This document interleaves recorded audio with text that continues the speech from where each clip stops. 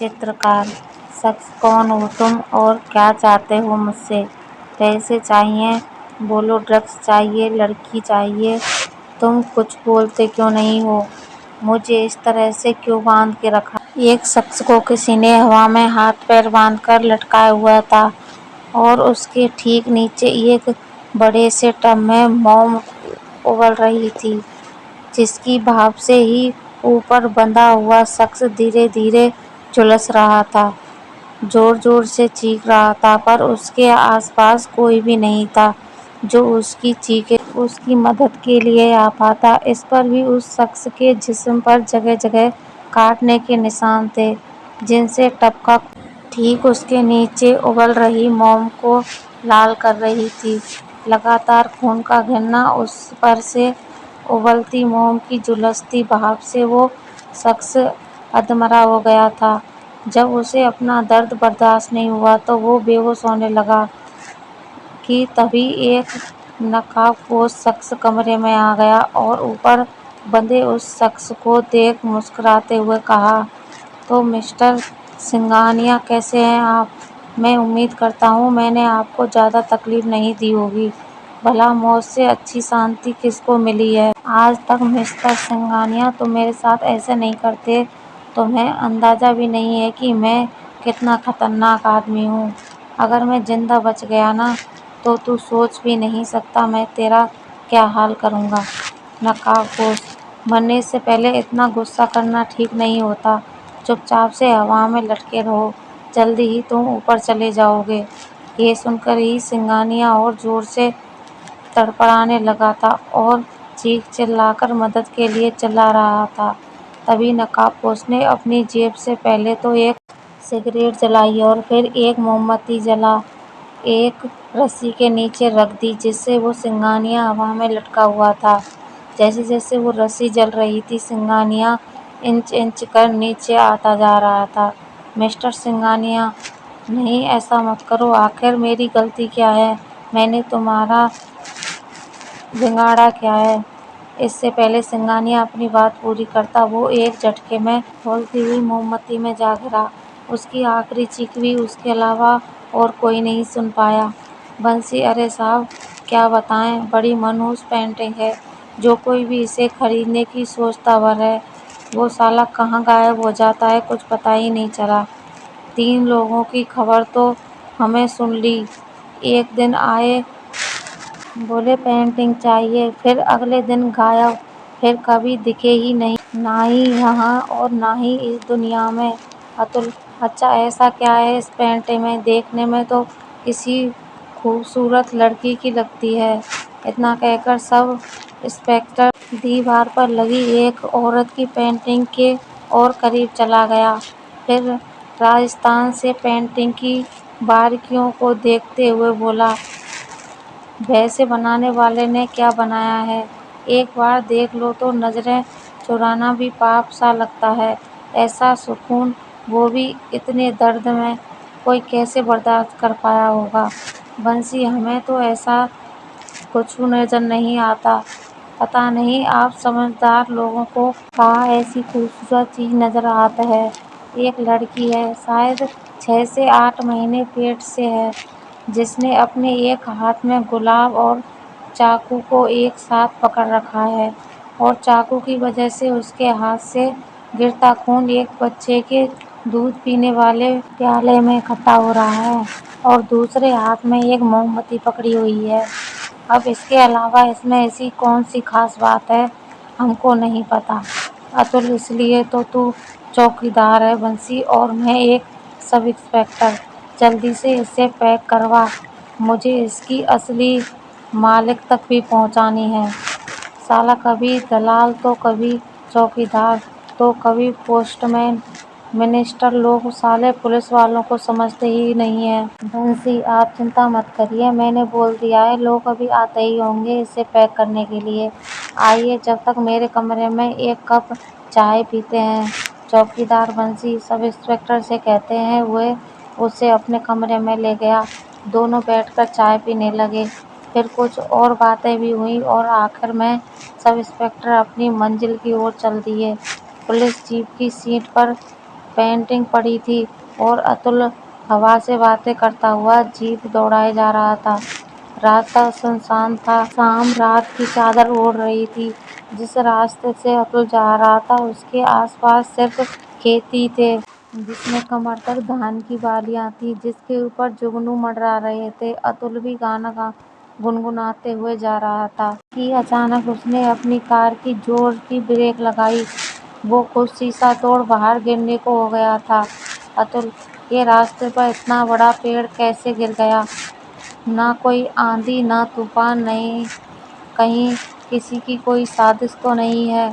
अतुल खुद से कहता हुआ कमर पर बंधी पिस्तौल निकाल जीप से बाहर आ गया और चौकन्ना हो वो धीमे कदमों से आगे बढ़ता जा रहा था कि अचानक ही पीछे से किसी ने उसके सिर पर हमला किया, जिससे अतुल मौके पर ही बेहोश हो गया। जब उसकी आंख खुली तो पहले से ही उसे किसी की चीख सुनाई दे रही थी, पर उसके सिर में अभी भी चोट का दर्द गूंज रहा था। पर किसी तरह उसने जब अपना होश संभाला तो देखा कि उसके सामने एक शख्स हवा में बंधा हुआ है और ठीक उसके नीचे एक बड़ा बर्तन है, जिसमें मोम उगल रही थी, जिसकी भाप भर से हवा में लटका वो शख्स झुलस रहा था। शख्स, कौन हो तुम और मुझे इस तरह क्यों बांध रखा है? मैं तुमसे बात कर रहा हूँ, मुझे दर्द हो रहा है, तुम सुन क्यों नहीं रहे हो? हवा में लटके उस शख्स की आवाज़ सुन अतुल ने पहचान गया था कि वो मिस्टर कपूर थे, जिसके यहाँ sub inspector Atul painting deliver करने जाना था। पर मिस्टर कपूर की नज़रें अतुल पर नहीं बल्कि कहीं और थीं, और जब अतुल ने मिस्टर कपूर की नज़रों का पीछा किया तो देखा कि वो शख्स कोने में खड़ा पेंटिंग की ओर देख रहा है। सारा मामले को समझते हुए अतुल मौका देख वहां से निकलने को हुआ तो उसे अपने पास कुछ गीला महसूस हुआ। वो इसे नजरअंदाज कर वापस से उठने को हुआ कि जोर की चीख के साथ वापस अपनी जगह पर ही बैठ गया। वो चीख दर्द की थी, किसी ने उसकी किडनी में चाकू धंसा रखा था। नकाबपोश, अरे मुझे तो लगा था कि तुम होश में आते ही बोलोगे, पर तुम तो चीखने लगे। एक नकाबपोश आदमी आहिस्ता कदमों से अतुल की ओर चला आ रहा था। वो अतुल के पास आकर उसके जख्म को ध्यान से देखते हुए बोला, नकाबपोश, खामखा तुम इसका हिस्सा बन गए। पुलिस वाले की जिंदगी ऐसी होती है, कभी दलाल, कभी चौकीदार तो कभी पोस्टमैन। बस पुलिस का काम छोड़कर तुम सब करते हो। नकाबपोश की बात सुन अतुल का माथा ठनक गया था। उसने सोचते हुए बस इतना कहा, बंसी, तू है इस नकाब के पीछे? बंसी का नाम सुनते ही उस नकाबपोश शख्स ने अतुल की किडनी में धंसे चाकू को आहिस्ते से और अंदर दबाते हुए कहा, नकाबपोश बंसी नहीं, आर्टिस्ट सत्या, महान चित्रकार सत्या। सत्या अपने दांत भींचते हुए अतुल की किडनी में चाकू को और अंदर धंसा रहा था, जिससे अतुल को इतना दर्द हो रहा था जिसकी कोई इंतहा नहीं थी। वो सत्या के चेहरे पर नाखून मारता हुआ एड़ियां रगड़ रहा था, जिससे सत्या का नकाब हटकर नीचे गिर गया था। नकाब हटते ही अतुल का चेहरा हैरानी में बदल गया था। नकाब के पीछे बंसी था जो खुद को सत्या कह रहा था, मगर अतुल ने अपना दर्द बर्दाश्त करते हुए आखिरकार सत्या से पूछ ही लिया, अतुल, तो इससे पहले जितने भी लोग जिस पेंटिंग के नाम पर मारे गए हैं उन सब का कत्ल तुमने किया था ना?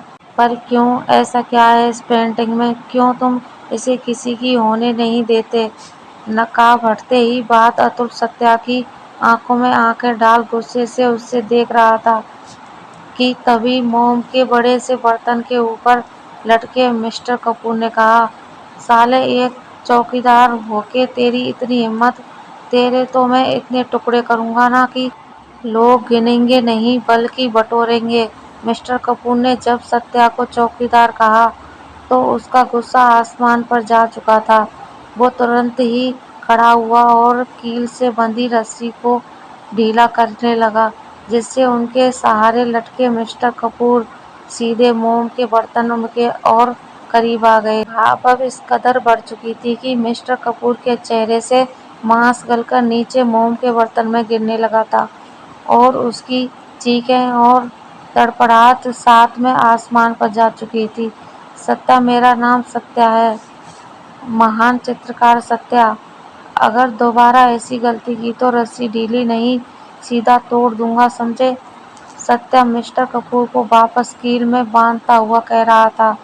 वह रस्सी को बांधकर वापस सब इंस्पेक्टर से बात करने आ ही रहा था कि उसने देखा सब इंस्पेक्टर ठीक उसके सामने हाथ में वही चाकू लिए खड़ा है जो कुछ पल पहले उसकी किडनी में धंसा था। अतुल, सत्या, अब खुद को सरेंडर कर दो वरना तेरा अंजाम अच्छा नहीं होगा। सत्या फिर से वही घिसी पिटी लाइन, अरे कुछ तो नया बोल। सत्या मुंह बनाता हुआ अतुल से कह रहा था कि उसने देखा कि अतुल उसके सामने हाथ में चाकू लिए खड़ा है। पर इससे पहले सत्या अपनी बात पूरी करता, अतुल ने वो चाकू सत्या की पसली में घुसा दिया और आहिस्ता आहिस्ता उसे घुमाते हुए बोला, अतुल, जब डायलॉग इतना फेमस है तो इसे फिर बदलना क्यों? चल अब तेरा पंचनामा लिखता हूँ, बता सब शुरू से, वरना चाकू में अभी भी बहुत धार बची है। सत्या को भी अंदाजा हो गया था कि वो अपने ही जाल में फंस चुका था और अगर जल्दी उसने कुछ नहीं किया तो वो बचेगा। सत्या, तू सही था इंस्पेक्टर, इस पेंटिंग में जो औरत है वो मेरी माँ है और इसके पेट में जो बच्चा है वो मैं हूँ। ये पेंटिंग मेरे बाबा ने मेरी माँ के लिए बनाई थी, जो मेरे पैदा होते ही चल बसी थी, जिसका इल्जाम मेरे बाबा ने मुझ पर डाल दिया था। वो मुझसे नफरत करते थे, बचपन से ही मुझे मारते थे, मेरे चेहरे में उन्हें अपनी मरी हुई पत्नी दिखाई देती थी, इसलिए फिर एक दिन मैंने उनको मार दिया, ठीक मिस्टर सिंघानिया की तरह उबलती मोम में डुबाकर। और मेरे पास मेरी माँ की बस यही एक निशानी थी, ये पेंटिंग, जिसे बाबा ने कौड़ियों के भाव भंगार में बेच दिया था। इसलिए जब कोई दूसरा पैसे के दम पर मेरी माँ को खरीदना चाहता है तो मैं उससे उसकी जान खरीद लेता हूँ, वो भी कौड़ियों के भाव, वो भी कौड़ियों के भाव। अतुल, इसलिए ये तू पेंटिंग खरीदने वालों को पहले ही मार देता है ताकि तू अपनी माँ से अलग ना हो पाए। तू सच में एक दरिंदा है जिसे सलाखों के पीछे होना चाहिए। सत्या और अतुल की तभी मिस्टर कपूर ने तड़पते हुए कहा, help me please. Mister Kapoor की बात सुन अतुल तुरंत ही उसे मोम के बर्तन से ऊपर हटा अपने पास ले आता है, पर जब उसने दोबारा सत्या को देखना चाहा तो वह गायब था और उसकी माँ की पेंटिंग भी गायब थी। वह तुरंत समझ गया था कि सत्या एक बार फिर से फरार हो चुका है। वो मिस्टर कपूर को सहारा देकर बाहर जाने को ही था हुआ, तभी सत्या ने अपने हाथ में मशाल और दूसरे हाथ में वो पेंटिंग लिए पीछे कहा, इतनी जल्दी कहाँ चल दिए इंस्पेक्टर अतुल, अभी तो खेल शुरू हुआ है, भागो जहाँ तक भाग सकते हो, अब मैं तुम्हारा पीछा नहीं छोड़ूंगा। इतना कहकर सत्या ने पूरे घर में आग लगा दी। सारा घर मोम का बना हुआ था, इसलिए देखते ही देखते पूरा घर आग की लपेट में आ गया। अतुल भी होश से काम ले तुरंत मिस्टर कपूर के साथ बाहर आ गया। उसके बाहर आते ही पूरा घर ढह चुका था, लेकिन जब पंचनामा हुआ तो उसी घर के तहखाने में बहुत सी लाशें मिली जिन पर मोम लगा हुआ था। उन सभी की पहचान तो हो गई थी, पर सब इंस्पेक्टर अतुल को सत्या की लाश नहीं मिली थी, जिसका मतलब साफ था कि सत्या अभी भी फरार है। आज 10 साल बाद सब इंस्पेक्टर अतुल डीजीपी बन गया है, लेकिन उसके मन से ये सत्या नाम की टीस आज तक नहीं मिटी और साथ ही पेंटिंग में उस लड़की का चेहरा जो आज भी अतुल की ख्यालों में जिंदा है। दोस्तों, ये हॉरर स्टोरी आपको कैसी लगी नीचे कमेंट में हमें ज़रूर बताइएगा। कहानी को पूरा पढ़ने के लिए शुक्रिया। कहानी अच्छा लगे तो लाइक कमेंट शेयर करें। चैनल सब्सक्राइब नहीं किया है तो चैनल को सब्सक्राइब कर लें। धन्यवाद।